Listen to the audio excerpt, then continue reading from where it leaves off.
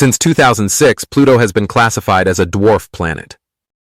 Initially, it was considered a planet, but this designation was based on conventions since there was no official nomenclature for objects orbiting the Sun.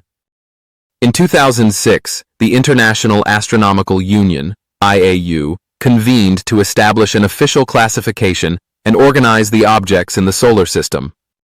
Thus, Pluto and similar objects were classified as dwarf planets. This decision was not favorably received by many. For example, in 2007, New Mexico, the state where Pluto's discoverer Clyde Tombaugh lived, passed a law declaring Pluto a planet, not a dwarf planet. This is clearly a symbolic issue, as the IAU is the competent authority for the nomenclature of celestial objects. However, Pluto is not the only object of this type. The IAU officially recognizes 5 dwarf planets, but there are dozens awaiting confirmation and perhaps up to 1,000 yet to be discovered. Dwarf planets are objects beyond Neptune's orbit that have a primarily icy mass, highly inclined and elongated orbits, and share characteristics with both rocky planets and comets. They are, in a sense, halfway between rocky planets and comets. Today, we will examine some of the most important ones, beyond the 5 official ones, and introduce 5 more that you might not know. Before we begin, please like the video to help us with YouTube's algorithms, and if you haven't already, subscribe to the channel and hit the notification bell. Enjoy the video. The first dwarf planet we discovered is not Pluto but Ceres. Ceres is the only dwarf planet in the inner solar system and was the first asteroid ever discovered in history in 1801. It's no coincidence that it is often referred to as 1 Ceres, with that number 1 identifying it as the first asteroid. It was the same 2006 IAU resolution that led to Pluto's classification that also made Ceres a dwarf planet. We visited Ceres with the Dawn spacecraft, which orbited it for 3 years between 2015 and 2018. We discovered many details about Ceres. For example, it seems there are traces of past cryovolcanic activity on its surface, a phenomenon similar to volcanism but involving cryolava, composed of volatile elements like water, methane, and ammonia rather than molten rock. In second place on our list must be Pluto.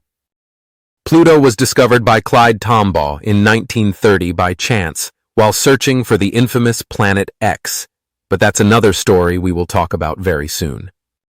With a diameter of almost 2,400 kilometers, Pluto is the largest of the dwarf planets and has 5 moons, the largest of which is Charon, with which it forms a binary dwarf planet system.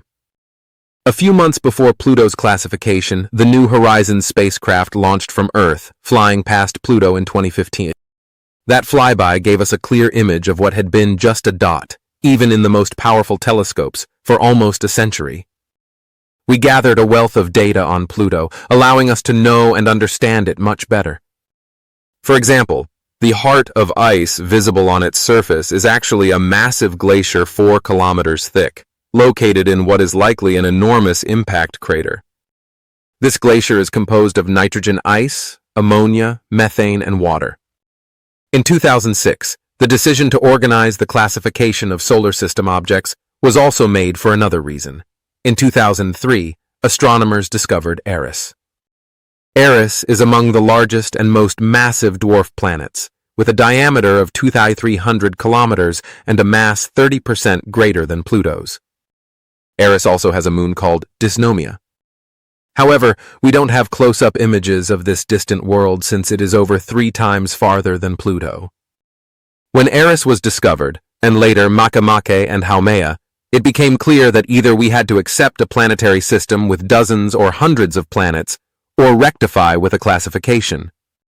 In fact, the announcement of Eris coincided with that of Makemake, also a dwarf planet.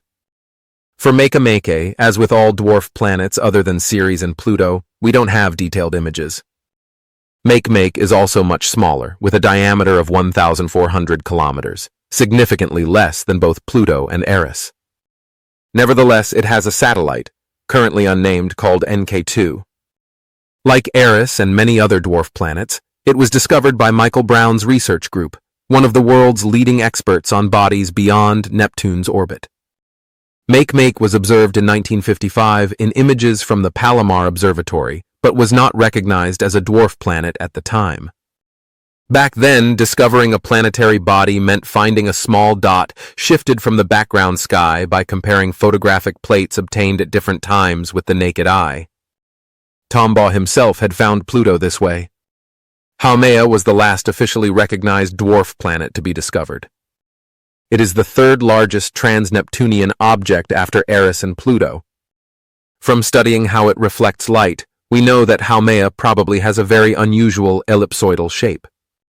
Its shape is indeed quite flattened and elongated, with one dimension being twice the other. Haumea also has two small moons, called Hi'iaka and Namaka, and surprisingly it has rings. We discovered them in 2017 thanks to a stellar occultation when Haumea passed in front of a distant star, partially obscuring its light.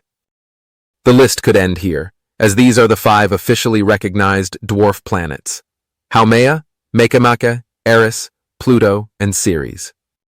However, there are many other objects awaiting confirmation as dwarf planets. How do we know? The IAU resolution defining what a planet is based on 3 essential criteria. Planets are objects orbiting the Sun that have a more or less spherical shape and have cleared their orbit. If they have not cleared their orbit and are not spherical, then they are minor bodies, like asteroids and comets. If they have not cleared their orbit but are spherical, then they are dwarf planets, like Pluto, Eris, Makemake, Haumea, and Ceres. The distinction between a minor body and a dwarf planet is therefore spherical shape, which we can estimate even without having seen these bodies up close. To be spherical, an object must have reached hydrostatic equilibrium, i.e., a balance between the gravitational force pushing material toward the center and the rigid body forces holding it together. A sufficient mass is needed for gravity to overcome the rigid body forces, allowing the object to assume a spherical shape. For very icy objects like Pluto and comets, if the diameter is at least 400 kilometers, we can expect them to have enough mass to be spherical.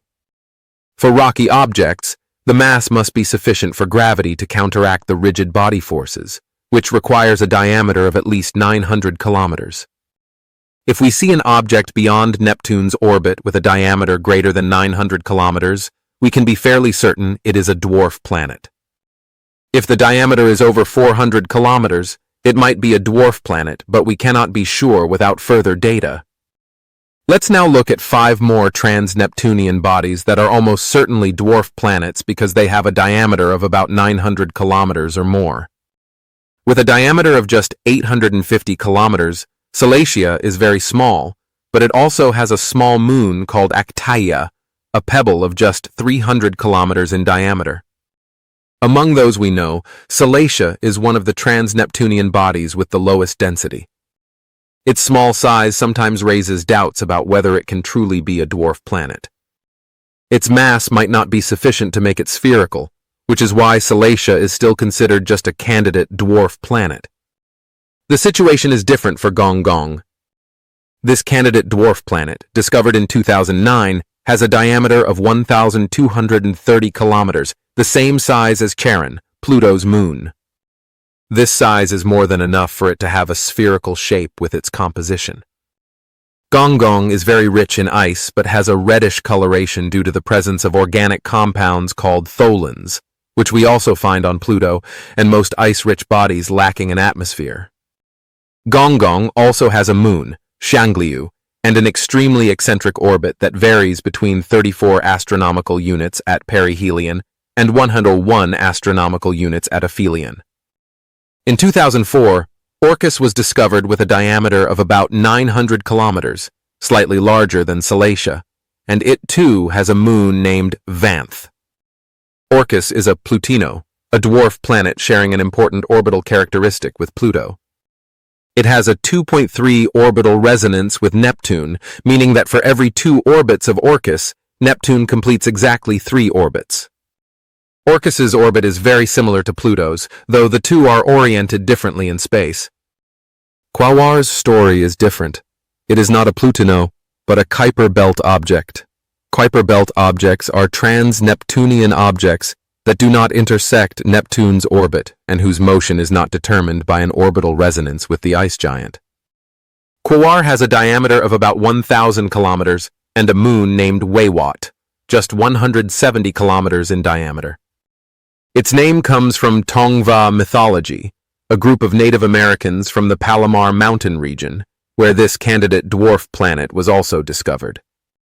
Sedna is a very particular body, a trans-Neptunian object and candidate dwarf planet like others, but studying its orbit and other objects with similar orbits led Michael Brown and colleague Konstantin Batygin to hypothesize the existence of a ninth planet in the solar system. For now, we call it Planet 9, but that's another story.